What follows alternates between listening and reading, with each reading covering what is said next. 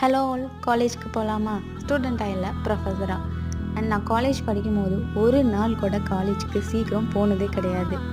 At least இப்போனாச்சும் சீக்கிரமாக போகலான்னு try பண்ணிக்கிட்டு இருக்கேன். ஸோ என்னோட எல்லாமே எடுத்து வச்சுட்டு ரெடி ஆகியாச்சு.